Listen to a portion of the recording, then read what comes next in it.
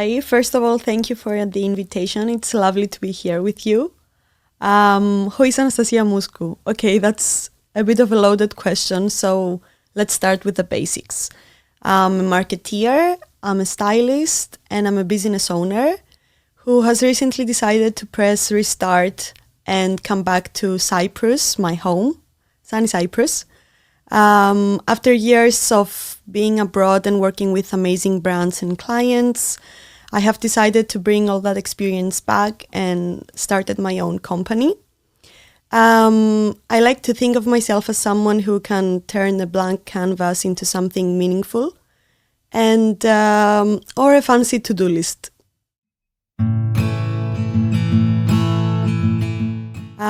It all started with a vision. I always wanted to do something of my own and something different, something fresh and bold. How it came up. So I noticed a gap in the market with how brands attract the Generation Z, who is a generation who thinks differently. They are very fast-paced, they are very direct, very authentic, and a bit unconventional, let's say it. So I thought that I could bridge that gap and talk to them directly and attract them with the right marketing. So this is how my business was founded.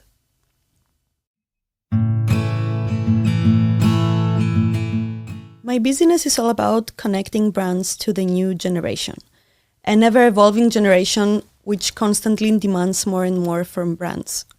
Our agency is called Velvet Lavender & Co., and we focused on 3 key pillars, that is branding, marketing, and content. And we pride ourselves in doing things differently. We try to constantly push boundaries and come up with different, fresh ideas that resonate with the audiences. We want to believe that we have successfully bridged that gap and we speak their language, authentic, creative, and fresh.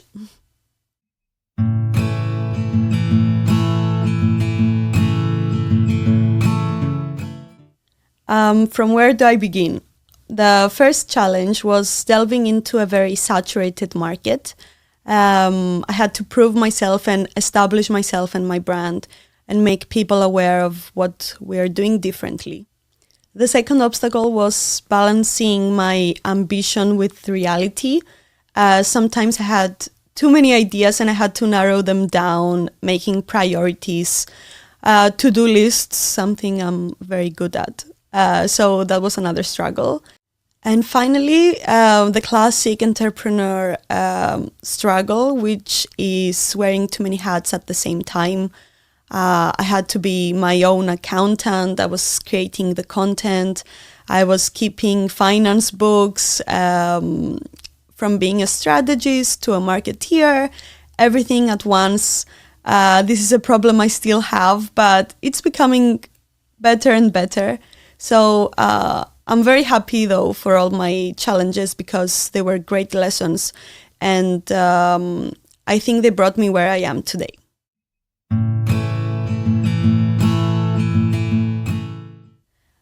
I think it's still early days to call it a success. I think there's always more room for growth and improvement. But the thing that makes me the happiest and I consider success is seeing my clients happy and making true impact with their brands, connecting to the new generation, resonating with them, learning how to speak their language.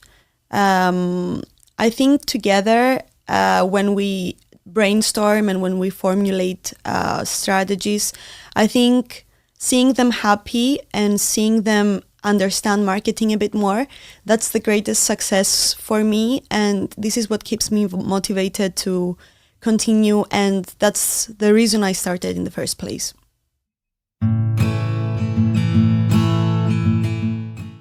I think the most important lesson is to learn the skill of adaptability.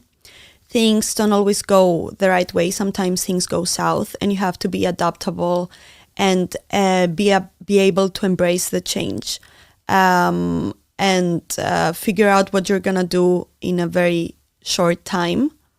The second most important is patience.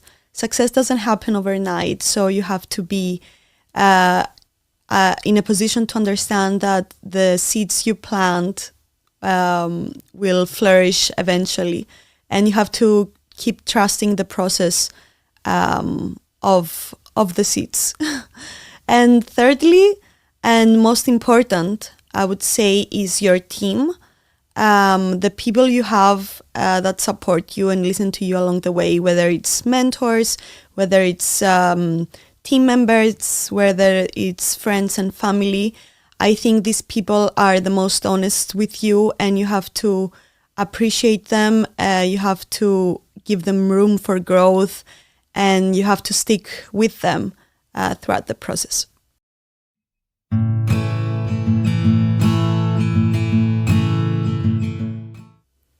I think the first person that pops in my head is Emily Weiss. She's the founder of Glossier, a beauty brand that completely redefined what beauty is and how it's marketed. I think she was able to create a community on social media and is now thriving. I'm also recommending her biography, Into the Gloss. I think it's a great book for anyone who has a strong passion about something and is ready to make it into a business. So please read it. It's really life-changing.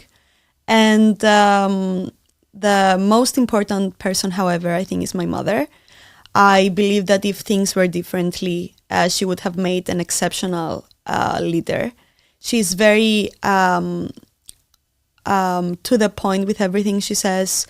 She is very structured and open-minded. I believe she encourages growth everywhere she goes. And I truly admire her, and she taught me lessons that I embody, or I try to embody in my everyday life. So thank you, Mother.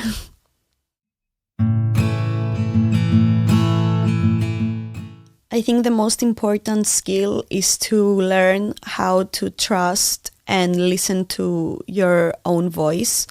I think society can influence us sometimes in a negative way. So finding and trusting that voice is crucial for anything you want to do as a woman entrepreneur.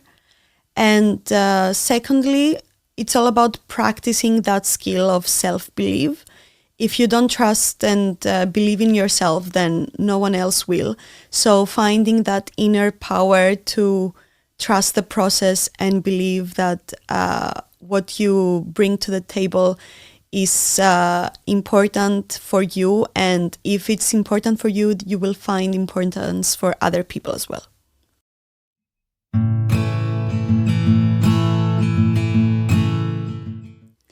My tip would be bold and brave. Don't wait for the perfect moment. It doesn't exist. Just go ahead and do it. I'm very impulsive myself, so it might be easier for me to say this, but there is no such thing as the perfect moment. All you have to do is start from somewhere, anywhere. I think it's very important for women to be in leadership positions because I think the world needs us. We are natural empaths. And I think this is the most important quality for leaders, is to be empathetic and to lead with empathy. So don't be afraid to start. If you fall, remember that you're always falling forward. That's something I've learned this year, and I try to remember it. Whenever you are falling, you're actually falling forward. You keep making progress. You push boundaries. You keep trying, and even if you fail, it's at least a try that you've given your shot and you've learned something along the way. The world needs you, so don't be afraid. Just start, whatever it is. I'm sure that you will be able to find a way to communicate it with the world, and the world is ready to hear it.